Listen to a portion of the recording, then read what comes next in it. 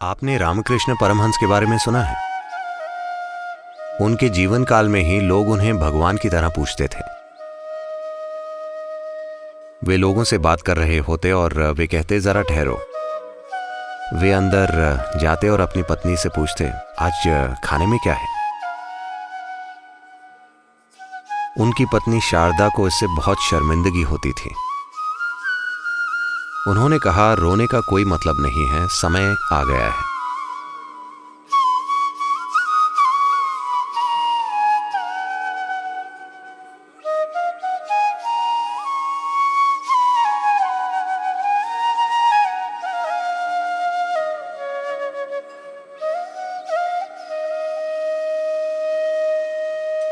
क्योंकि वे बुरे डिजाइनर के ग्राहक नहीं बनना चाहते।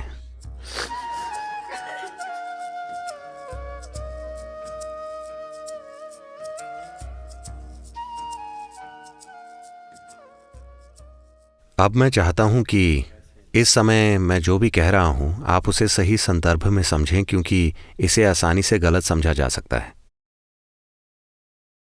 आत्मज्ञान क्या है?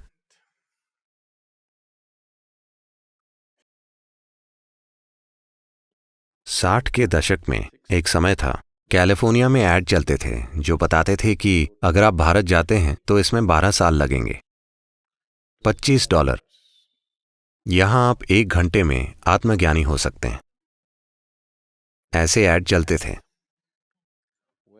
जहां आपको बस हेडफोन पहनने होते थे, फैंसी दिखने वाले चश्मे पहनने होते थे और वे आपको कुछ खिलाएंगे भी। इन सब से आपको एक मनोविकारी अनुभव होता था। तो लोग विज्ञापन देते थे। तो आत्मज्ञान है क्या? हम बार बार ये कह रहे हैं, असतोमा सद्गमय, असतोमा सद्गमय। इसका मतलब ये है कि हम खुद को जगाने की कोशिश कर रहे हैं कि मैं असत्य से सत्य की ओर जाना चाहता हूं। इसे समझने के बहुत सारे तरीके हैं। इसे बहुत ही सरल तरीके से रखें तो आपके बारे में बुनियादी झूठ ये है कि इस समय आप जो नहीं हैं उसे आप मैं के रूप में अनुभव कर रहे हैं। यह धरती का एक टुकड़ा है, हमने बार बार ये कहा है, पर इस समय आप इसे मैं के रूप में अनुभव कर रहे हैं। ये एक झूठ है ना? अगर मैं इस सोफे को मैं समझूं तो निश्चित रूप से मुझे डॉक्टर की जरूरत होगी, है ना? हाँ या ना? तो अगर आपको लगता है मैं ये लोटा हूं तो आपको जरूर कोई परेशानी है ना?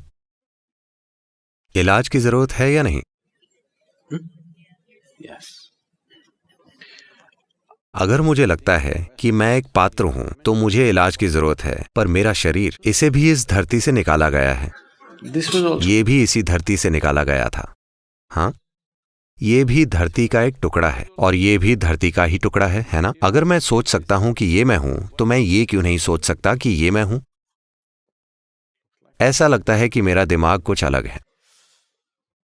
अच्छा है ना? ऐसा दिमाग मदद करेगा, पर निश्चित रूप से ये पागलपन है ना? मेरा ये होना पक्का पागलपन है। कृपया इसे देखिए, मेरा ये होना, क्या ये पागलपन नहीं है? आपकी सुविधा केवल यही है कि हर कोई ऐसा है। हाँ, पागल खाने में ऐसा ही होता है, ऐसा ही होता है। सिर्फ इसलिए कि हर कोई आपकी तरह है, इससे ये चीज सही नहीं हो जाती। मैं जानता हूं कि हम एक लोकतांत्रिक देश हैं, बहुमत राज करता है, जो भी बहुमत कहता है वो सच बन जाता है, पर अस्तित्व में ऐसे काम नहीं चलता। जो है वो है, जो नहीं है वो नहीं है, बस यही। अगर आप इसके साथ तालमेल में हैं तो जीवन एक तरीके से काम करता है, अगर आप तालमेल में नहीं हैं तो जीवन दूसरे तरीके से काम करता है। ये एक सरल सी बात है। तो अगर आप जानते हैं कि मैं ये नहीं हूं, बुद्धि से नहीं, अनुभव से, अगर एक स्पष्ट दूरी आ गई है तो इसे एक ओर रखकर चले जाना सहज होगा, है ना? इसे आप बुरे नामों से बुलाते हैं, जैसे मृत्यु। नहीं, मुझे लगता था कि मैं ये लोटा हूं और मैंने इसे लगातार ढोया। एक दिन मुझे अनुभव हुआ, हे भगवान, ये मैं नहीं हूं। अब मेरे लिए उसे नीचे रखकर बैठना सहज होगा, है ना? क्या ऐसा नहीं है? तो उन्होंने बस यही किया। आप इसे बढ़ा चढ़ा रहे हैं। आत्मज्ञानी अपने शरीर को छोड़कर चले जाते हैं। जब उन्हें बोध होता है कि वो ये नहीं है तो वो इसे एक ओर रख देते हैं। अगर उन्हें थोड़ा सा और काम होता तो वो इसे उठा सकते थे। उन्हें कोई काम नहीं था, वो इसे रखकर चले गए। ये जीने का समझदार तरीका है या नहीं? अगर आपको इस लोटे से काम है तो आप इसे हर कहीं ढोएंगे। कोई काम नहीं है तो आप इसे यहीं छोड़ देंगे। इसलिए जब आत्मज्ञान होता है तो 90% ऐसा होता है कि आत्मज्ञान और शरीर छोड़ना एक ही समय पर होता है। जब तक आप शरीर की यंत्र प्रक्रिया को नहीं समझते, आप शरीर को बनाए नहीं रख सकते। जो लोग भक्ति के मार्ग पर होते हैं, आमतौर पर आप देखेंगे कि उनमें से ज्यादातर जल्दी मर जाएंगे। ये मृत्यु नहीं है। जिस पल उन्हें ज्ञान हुआ, वे शरीर को एक ओर रखकर चले गए। आप पूरा इतिहास देखिए, कितने ही योगियों और आत्मज्ञानियों ने 28 से 36 साल की उम्र में शरीर छोड़ दिया। वे उसी उम्र में चले जाते हैं। क्या आपने इस पर ध्यान दिया है? India is replete with such people. Bharat में ऐसे लोगों की भरमार रही है। उनके जाने का यही समय है। आपने रामकृष्ण परमहंस के बारे में सुना है? आपने विवेकानंद के बारे में सुना है? वे पहले योगी थे जो 1893 में यूनाइटेड स्टेट्स आए थे। वे पहले योगी थे। उनके गुरु रामकृष्ण परमहंस थे। वे एक भक्त थे। उनकी एक देवी मां है और वे समर्पित हैं और वे एकदम अलग ही तरह के हैं। उनके जीवन काल में ही लोग उन्हें भगवान की तरह पूजते थे। उन्हें सूली पर नहीं चढ़ाया गया। उनकी पूजा की गई क्योंकि उनकी उपस्थिति बहुत ही अद्भुत थी। पर वे खाने को लेकर पागल थे। वे लोगों से बात कर रहे होते और वे कहते, जरा ठहरो। वे अंदर जाते और अपनी पत्नी से पूछते, आज खाने में क्या है?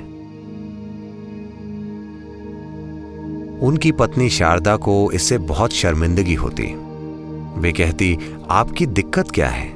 यहां तक कि मैं भी खाने को लेकर परेशान नहीं हूं, फिर आपको क्या समस्या है? हम आपको भगवान मानते हैं, खाने को लेकर ये कैसा पागलपन है? उन्होंने कहा, ये ठीक है, पर खाने में क्या है? एक दिन उनकी पत्नी को बहुत शर्मिंदगी हुई और वे बोली, मैं आपसे बहुत शर्मिंदा हूं। आप खाने को लेकर इतने पागल क्यों हैं? वे बोले, आपको पता है देश के उस हिस्से में भोजन हमेशा नहीं, भारत में हम ऐसी प्लेट में नहीं खाते, हम ऐसी प्लेट में खाते हैं। इसे थाली कहा जाता है। खाने से परोसी हुई प्लेट को थाली कहा जाता है। वे बोले, जिस दिन तुम मेरे लिए थाली लाओ, तुम मेरे लिए भोजन लाओ, और अगर मैं खाने में कोई रुचि ना दिखाऊं तो समझ जाना कि बस 3 दिन बचे हैं। उन्होंने ये कहा और उसके बाद 7 साल बीत गए। 7 साल बाद एक दिन उनकी हमेशा से ही एक झूले पर बैठकर खाने की आदत रही थी, इसलिए वे इस झूले पर ही बैठकर खाते थे। वे थाली लाएं और उन्होंने मुंह फेर लिया। वे रोने लगी। अचानक उन्हें एहसास हुआ केवल 3 दिन बचे हैं। उन्होंने कहा, रोने का कोई मतलब नहीं है, समय आ गया है। 3 दिन बाद वे चले गए। तो वे सचेतन रूप से भोजन की इच्छा पैदा कर रहे थे शरीर में बने रहने के लिए। अगर वे भोजन की इच्छा नहीं करते तो वे चले जाते। तो वे हर रोज खुद को बताते, खाना खाना खाना खाना। ये उनका स्वभाव नहीं है, पर वे शरीर को चलाते रहने के लिए हर समय ये इच्छा पैदा कर रहे थे। अगर सत्संग में बैठे बैठे उनका अनुभव बड़ा रूप ले लेता तो वे अचानक उठते और पूछते, आज खाना क्या बनाया है? मैं ये और वो खाना चाहता हूँ, बस खाने के बारे में सोचना। Just thinking about food, desire, creating a conscious desire for food, just to stay glued. शरीर में टिके रहने के लिए एक सचेतन इच्छा पैदा करना। या तो आपको ऐसी कोई इच्छा पैदा करनी होगी या दूसरी तरह की तरकीबें हैं, या आप में शरीर की यांत्रिकी समझ होनी चाहिए। शरीर की यंत्र प्रक्रिया समझने के लिए एक तरह की भागीदारी चाहिए। ये यूं ही नहीं आती।